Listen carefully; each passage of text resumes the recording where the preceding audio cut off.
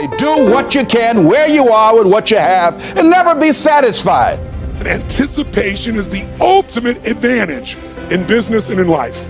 Like, you're not 100% sure what could happen if you keep going. You can do it. Tomorrow is going to be better. What do you tell people when they ask you, how can I present like you? How can I get better? The thing that really, really helps is I've learned about the perspective to change my perspective. So for example, I show up to give, and I always remind people that the most important thing about being an effective presenter, an effective speaker, is you have to show up with a giving attitude. You have to show up to give. You know something, you've seen something, you've done something, you've tried something that someone else thinks others need to hear. That's why they invited you to speak. The problem is the number of people who show up to take, to get. And you can see it, it's very plain to see. People ask a question and they say, you'll have to buy my book. Or you could just tell me the answer because you know the answer because you wrote the book, right? But clearly they're trying to drive book sales. It's a taking mentality. Every single slide of their PowerPoint has their Instagram, their email, their website, their Facebook. Well, clearly they want you to follow them. They want you to reach out. The last slide is their website and their email, right? They have a taking mentality. They come up and the first thing they do is tell you their credentials. Hi, my name is, Dr. Blah blah. I have 6 PhDs. I've worked for 55 companies. I advise CEOs and generals. And let me tell you a little something. It's about them. It's very easy and very quick to discern who's the giver and who's the taker. The best speakers, 100% of them, you look at all the top 10 folks, Sir Ken Robinson, Amy Cuddy, Brene Brown, right? Dan Pink, all of them are there to give. None of them want anything from anybody, not even your approval. I don't know any great speaker that stands in the backstage that goes, I'm gonna get a standing ovation. You may get one if you earn it, if they decide that what you have given them is of value. But that's not the reason you show up. You show up to give. How many of you guys experience fear when you speak? How many of you, by a show of hands, know that public speaking is fundamental to your industry, your career? By a show of hands. How many of you, by a show of hands, honestly speaking, experience a little bit of fear when we talk about public speaking? Raise your hand. And over the last 3 years, I've had the opportunity to travel the country and deliver presentations like this. And what I've picked up on is that there are certain patterns. There are certain patterns and certain skill sets that, if applied, can make a public speech amazing. If you follow these principles that we're going to talk about today, I don't care what industry you're part of, I don't care what work you're in, I don't care what year you are, I don't care how old you are.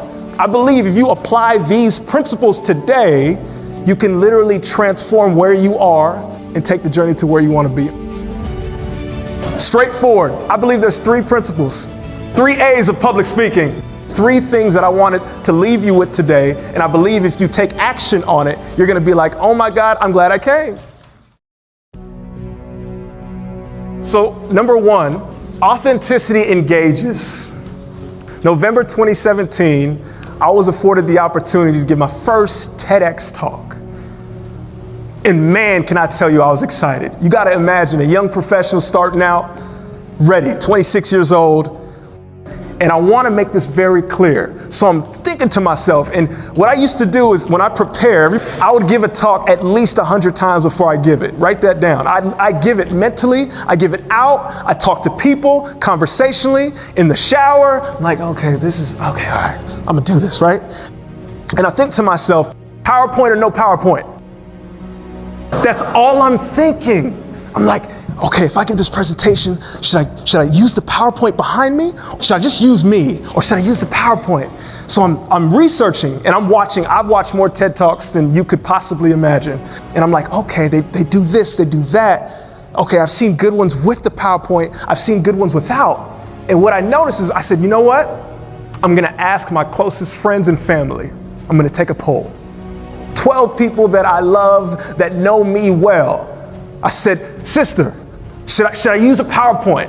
She goes, yeah, something to back you up, use a PowerPoint. I go, mom, should I use a PowerPoint? She says, no PowerPoint.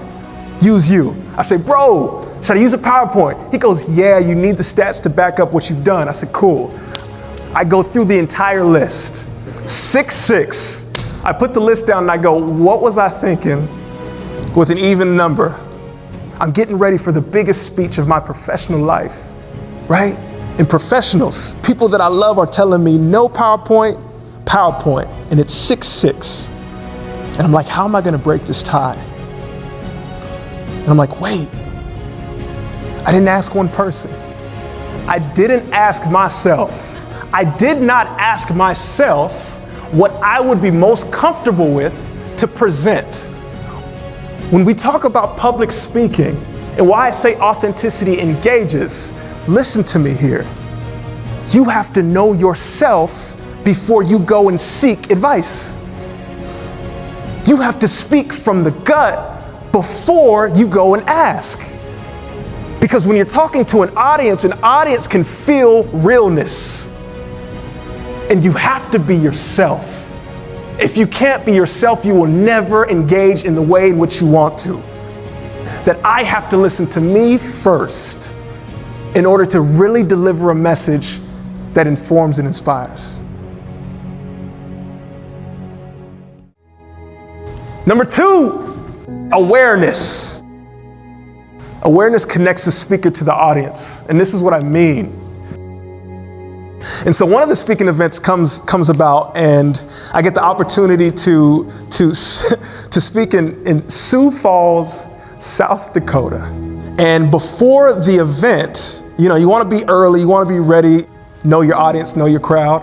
I hear like all this partying type thing going on. I'm like, what's going on? And I go down and they have an open bar.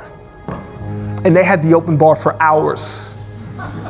They were lit, guys. They were lit, right? And so listen, I go to the event. I'm in my mind, I'm thinking it's going to be a professional, motivational, this is what you need to do. And I walk into a party. And so as a speaker, I'm thinking, oh my goodness, like I was prepared to do one thing. I flew all the way here and there's literally a party in the audience. Like the wave, the energy is like, hey, I hope this guy's cool. I hope he's gonna, have a joke. And I'm like, that's not the content that I delivered. So I get up, they call me up and I walk up just like this. And they're as quiet as you guys are. They're literally staring at me like, what's this guy about, right? And at that moment, I decided right before I got up, I said, you know what? I'm gonna tell a story. And I said, before I begin, I just want to let you guys know I'm coming from Sacramento, and I hopped on the plane and I met an individual and we're chatting it up. And he thought I was going to give a presentation in Colorado. And I told him, no, I'm actually giving a presentation in Sioux Falls. And the look on his face was blank. And he said, excuse me, where? And I said, Sioux Falls. And he said these 3 words, and I'll never forget it. He said, are you sure? And I said that, and there was a man sitting right where you're sitting. And he literally laughed like he was at a Kevin Hart special. He lost, I'm talking chair went back. He's laughing so hard, it's about a crowd of 200, that everybody, you guys ever caught this? When somebody laughs so hard that you have to laugh? The whole crowd literally just starts busting laughing. And I start laughing from the stage. I'm like, man, if this is how it's gonna be, let's have a good time. And at that moment, I realized something, because the old me would have been so stuck on the preparation part that I would have never had the audacity, I would have never had the awareness. Situational awareness is what I mean. When you speak or present, sometimes things will not go as planned. And there's no way to plan for it. And what you have to do is be fluid and malleable and ready to rock with the situation. And if you have situational awareness, what often can happen is you can play on what is happening. I said, open bar, alcohol, social event, I'm coming with motivation. If I switch it just like this and tell a joke and let them know I'm not all serious up here, the audience will be on my side. Number 3, audacity. Audacity informs and inspires. You have to be bold in order to give a speech that's going to last. How many of you guys experience fear when you speak? Fear of an opinion of other, fear of being criticized, fear of not being good enough, fear of tripping up on a word, fear of what you look like. We know that fear drives most of us. And I'm here to tell you that audacity is what you need. Boldness is what you need. If you want to deliver something and absolutely be transformative, I'm passionate about this. I believe this because I live this. I'm telling you, you have to be bold. You can't half-step into your presentation. You have to be bold. You cannot half-step into your presentation. And one of the ways in which we do that is we deliver a story. Story includes power. Stories are powerful. They're the most powerful thing that you can do when you open your mouth, because the brain operates in pictures, and a story has the ability to paint the picture in the mind of another individual. They did a study about TED Talks, and the top TED Talks, I'm talking the million hits, the top TED Talks, 85% of them were story-centric. Stories can be crossed over to any industry at any time. Whether you're telling your personal story, whether it's Martin Luther King delivering a speech, whether it's a president of a country, a story is the thing that has time sit and lets you go like this. Story is powerful, right? Never tell a story without making a point, but never make a point without telling a story. Like, use the story to drive home what you're trying to do. It crosses every industry, anything that you want to do, a story will get you there.